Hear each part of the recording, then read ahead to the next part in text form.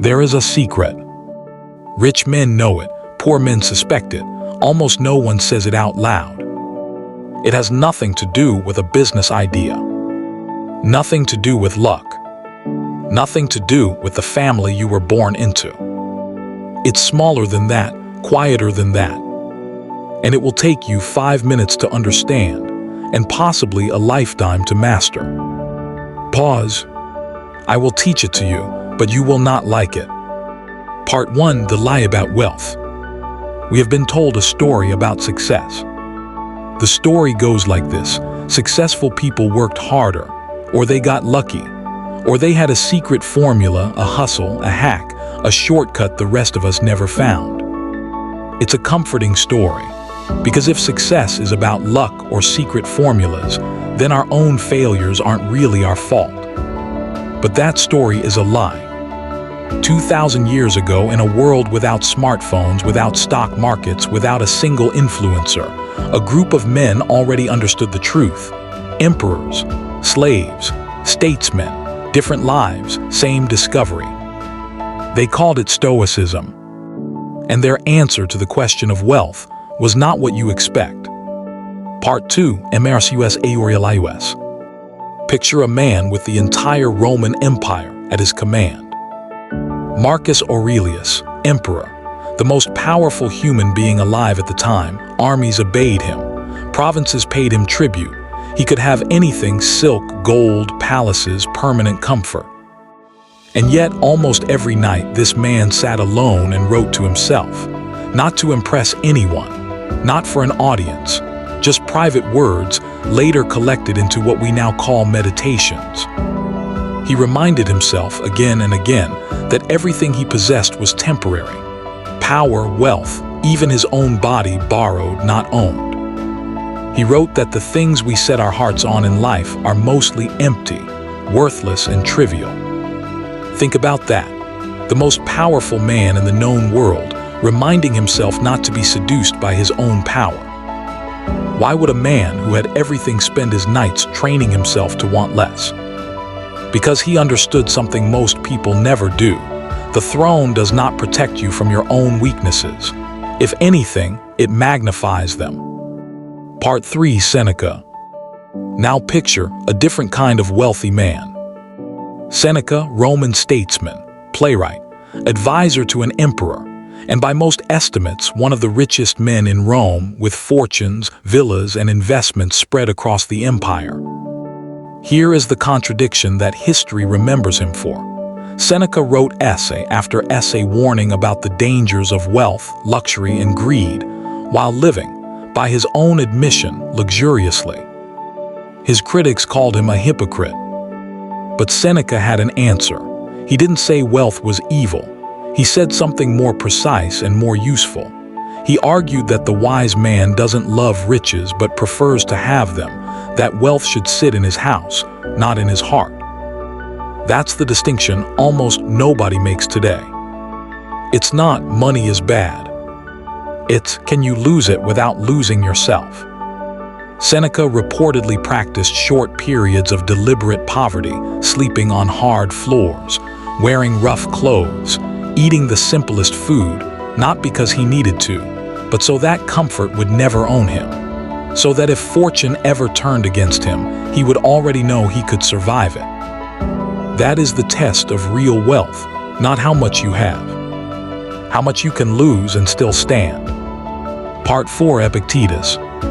Now go to the opposite end of Roman society. Epictetus was born into slavery. He owned nothing. Not his body, not his time, not even for years his own name. And yet centuries later, Roman emperors, men born into unimaginable privilege, studied his teachings like scripture. How does a man with nothing end up teaching men who have everything? Because Epictetus discovered something that no amount of gold can buy: control over your own mind. He taught that some things are within our power, our judgments, our choices, our reactions, and some things are not. Our bodies, our property, our reputation, the opinions others hold of us. Freedom, he said, comes only from mastering the first category and releasing your grip on the second. A man who owned nothing was, by his own definition, freer than most of the men who owned him. Sit with that for a moment. Freedom was never about what was in his hands. It was about what had power over his mind. Part 5. The Modern World. Now bring this into your world. Your phone, your bank account, your Friday night. Someone hands you 100,000. The pressure starts immediately.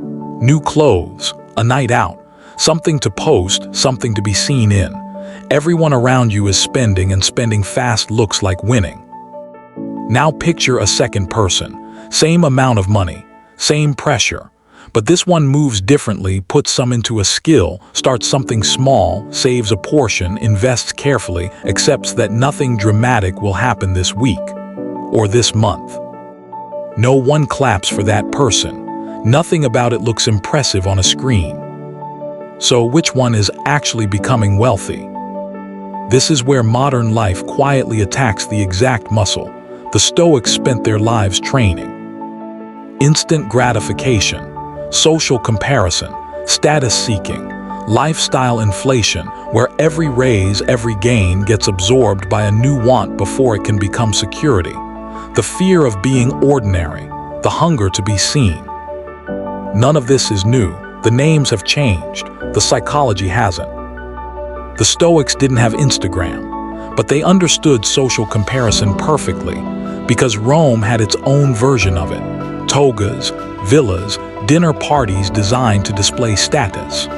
Seneca warned his friends about exactly this, chasing wealth to keep up with wealthier neighbors, a race with no finish line. Part 6. The Real Secret. So here it is, the secret. It is not a hidden investment, not a business no one has thought of, not a shortcut only the rich know about. The secret is this: the ability to control yourself when your emotions are telling you to choose the easier option. That's it, that's the whole thing. A person who cannot control their spending will not control wealth when it arrives. They will simply lose it faster and more expensively. A person who cannot control their attention will not build anything that requires years of unglamorous repetition. A person who cannot tolerate discomfort will always choose the option that feels good today and pay for it for the next 10 years. Wealth does not build character, it reveals it. Whatever weaknesses you have at 50,000, you will still have at 50,000,000, just with far more room to destroy yourself. The Stoics weren't teaching men how to get rich. They were teaching men how to become people who could survive both poverty and riches without losing themselves in either one. That's the part nobody sells you, because it isn't a course, it isn't a shortcut. It's a discipline practiced daily, usually invisible, rarely applauded. Ending, final 30 seconds. Money can give you options. Discipline gives you control. Character determines what you do with both. An emperor reminded himself not to be owned by his empire. A rich man practiced poverty on purpose, so poverty could never frighten him. A slave, owning nothing, taught free men what freedom actually meant. None of them were chasing money. They were building the one thing money can never buy and can never take away: themselves. Pause. The question was never how much you can earn. It was always, who are you when no one is watching and nothing is easy?